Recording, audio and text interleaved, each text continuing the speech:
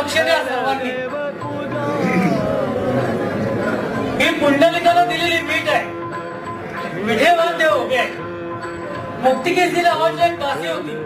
तिला आपल्या रूपाचा गर्व झाला होता. जेव्हा ती देवाच्या दर्शन झाली तेव्हा देवाने तिचे रक्षण उचलून घेतलेले. जेव्हा तिने आपले हात देवाच्या पायावर टेकवले तेव्हा ही पोचून दिली जागा आहे. ही कृष्णावतारात कुंपळात फुलेला आहे की काठी आहे. हा पितांबराचा सोगा आहे.